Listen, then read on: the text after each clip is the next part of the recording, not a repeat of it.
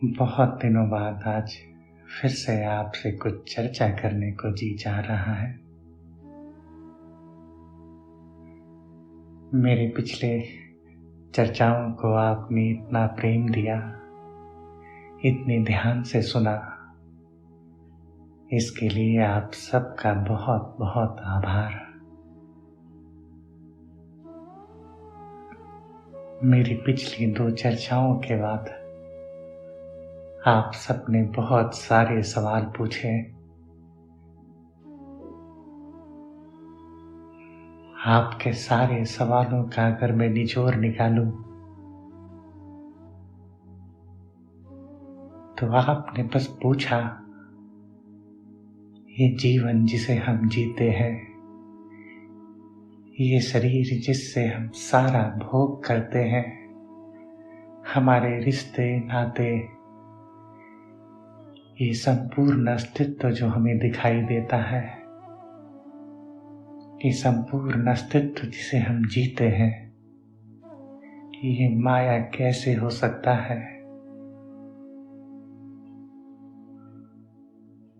ऐसी तो कोई संभावना दिखती नहीं कि ये माया हो। आप कैसे कहते हैं कि सारा अस्तित्व माया है? इससे पहले मैं आपकी बातों का उत्तर दूं, आपके प्रश्नों का जवाब दूं, कुछ 2-3 छोटी छोटी बातें आपसे करना चाहता हूं। मेरे देखे जीवन के सारे प्रश्नों का उत्तर मिलना जरूरी नहीं है। कुछ प्रश्नों के उत्तर नहीं दिए जा सकते। बहुत पुरानी एक कहानी है। ओशो कहते थे एक कहानी जो मुझे बहुत प्रिय है। वो कहते थे, एक बार नमक के पुतले को जानने की इच्छा हुई कि सत्य क्या है। किसी ने उससे पूछा कि समुद्र की अतल गहराइयों में आपको सत्य के दर्शन होंगे।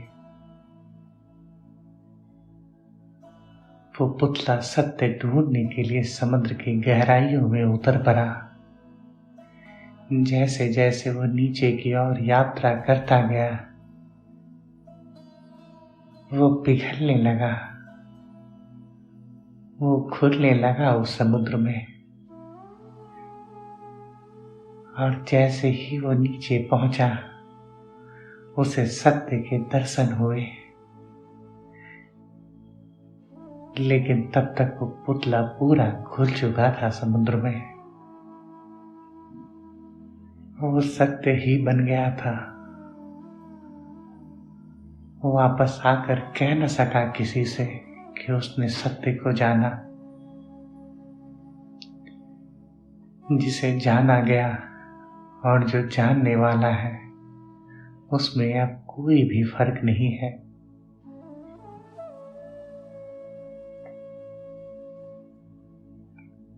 आप और सत्य दो अलग अलग नहीं है। सत्य का बोध जिस दिन आपको होगा, आप भी उस नमक के पुतले की तरह सत्य हो जाएंगे। फिर किसी से कह न सकेंगे आकर, कोई गवाही न दे पाएंगे आप। आखिर मैंने आपसे एक कहानी क्यों कही? मेरे देखे सत्य को शब्दों से जानने के लिए एक कहानी अपनी मैक्सिमम दूरी तय करती है। सत्य के करीब एक पत्थर को अगर उछाला जाए तो सबसे ज्यादा यात्रा जो करेगी वो ये कहानी है। आपको सत्य का स्वाद कोई नहीं दे सकता, कोई उस सत्य का ज्ञान नहीं दे सकता, क्योंकि जानने वाला और जिसे जानना है वो दोनों तो एक ही है। ज्ञान तो आपको उसका हो सकता है जो आप नहीं है, आप उसका कैसे ज्ञान करेंगे जो आप ही हैं? आप खुद को कैसे ढूंढेंगे? सोचिए इसके ऊपर। ये कहानी बहुत कुछ कहेगी आपको।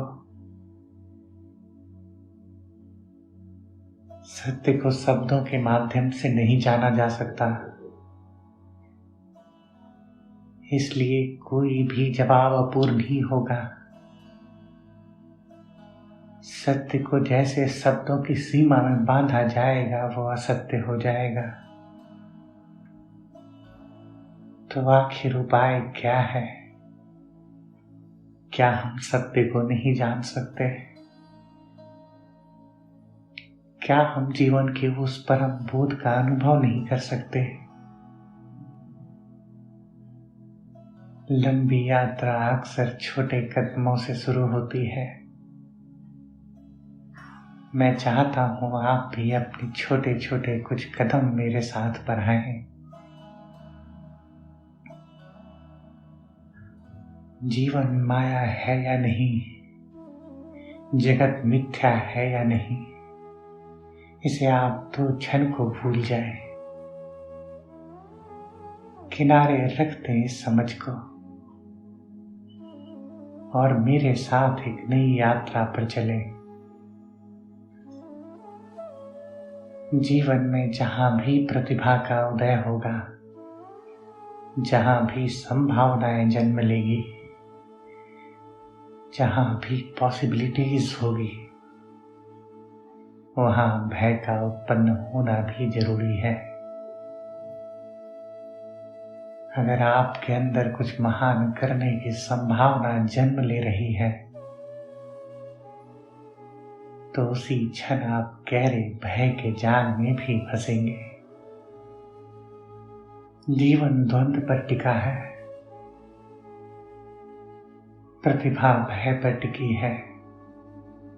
आप में अगर कोई संभावना बीज बनकर जन्म ले रही है, तो ठीक उसी क्षण उस बीज को नष्ट करने का साधन भी जन्म ले रहा है।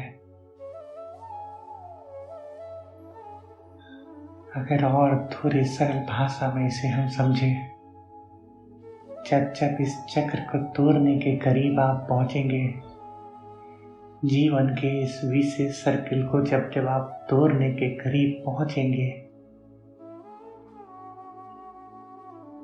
तब कोई और शक्ति आपको तोड़ने के करीब पहुंचेगी। अर्थात आपको अपने पथ से भटकाने की कोशिश करेगी कोई शक्ति।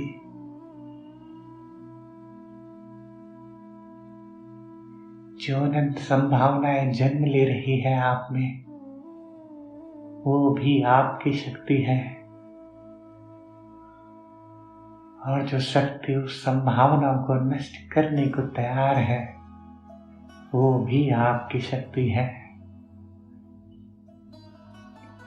जीवन को इसलिए द्वंद्व कहा गया है। एक सारा समुद्र रेत के गहरे महासागर में टिका है। जिस रेत पर पानी की एक बूंद नहीं ठहर सकती, पूरा समुद्र उस रेत पर ठहरा है। यही तो जीवन का द्वंद्व है। आपकी ही शक्ति एक तरफ संभावना बनकर आप में जन्म ले रही है, और आपकी ही दूसरी शक्ति उस संभावना को नष्ट करने के लिए जन्म ले रही है। जो इस द्वंद्व को नहीं समझ पाएगा, वो अपनी सारी संभावनाएं नष्ट करने के करीब आ जाएगा। और जिसने इस द्वंद्व को पार पा लिया, फिर उसके सारे सवाल गिर जाएंगे। फिर उसे नहीं समझना होगा कि जगत माया है या मिथ्या, ब्रह्म सत्य है या मिथ्या, आत्मा का अस्तित्व है या नहीं। जितने भी ऐसे सवाल हैं अनुत्तरित रह गए, जिसके जवाब कभी नहीं दिए जा सके। ये इसलिए नहीं दिए जा सके क्योंकि नमक के उस पुतले की तरह जिन्हें भी इसका जवाब मिला, वो उस पुतले की तरह समुद्र में घुलकर सत्य ही बन गए। तो वापस आकर जवाब देगा कौन? इसलिए सारे प्रश्न प्रश्न ही रह जाएंगे। उस पुतले की तरह इस सत्य को जानने के लिए आपको इस द्वंद के पार जाना होगा। जब भी जीवन में बहुत भय बढ़ जाए और आपको विश्वास हो कि अगर ये भय खत्म हो जाए तो आप अनंत ऊंचाइयों को पा सकते हैं, तो आपको अपने भय से लड़ना नहीं है। इस भय को सिर्फ मिथ्या जानना है, जिसे बुद्ध ने मारा कहा। जब बुद्ध ज्ञान प्राप्त करने को करीब थे तो उनका भय भी इसी तरह बहुत बढ़ गया। बुद्ध उस द्वंद में नहीं पड़े, बुद्ध ने उस भय से लड़ा नहीं, बुद्ध उस मारा से लड़े नहीं और माया को मिथ्या जान लिया। और जो शक्ति संभावनाओं में और भय में बटी थी, उस शक्ति सिर्फ संभावना में रह गई और बुद्ध ज्ञान को प्राप्त हो गए। जब भी जीवन में बहुत ज्यादा भय लगे तो शुभ है ये, आपको इस भय से लड़ना नहीं है, आपको उस भय के पार जाना है। आपको भरोसा करना है कि ये भय मिथ्या है। जीवन में चाहे जितने भी सवाल उठा ले, पर जब जब भय आए, भय के संबंध में कोई सवाल मत उठाइए, क्योंकि सवालों से भय को ऊर्जा मिलेगी। ये उस मृत बेल की तरह बिना जड़ों के आपसे ऊर्जा लेगा और आपकी सारी शक्ति का नाश करेगा। आप पूछेंगे कि भय से सवाल क्यों उठते हैं। हमारी संभावनाएं तभी खत्म हो सकती है जब हम खुद में भरोसा खो दें, खुद को बहुत निम्न और तुच्छ समझने लगे। भय यही सवाल उठाता है कि आप तो बहुत छोटे हैं, बहुत तुच्छ हैं, आप ब्रह्म कैसे हो सकते हैं। आपको इस द्वंद में नहीं पड़ना है, बस एक ही बात याद रखनी है। जब जब जीवन में भय आए, इसे मिथ्या जानना है। जैसे ही आप भय को अपनी ऊर्जा देना बंद कर देंगे, आपकी सारी ऊर्जा यूनिडायरेक्शनल हो जाएगी, एक दिशा में बहने लगेगी। फिर सारे सवाल गिर जाएंगे। फिर उस पुतले की भांति, उस नमक के पुतले की भांति सत्य और आप में कोई अंतर नहीं रह जाएगा। मेरी बातों को इतने ध्यान से सुना, आप सबका आभार।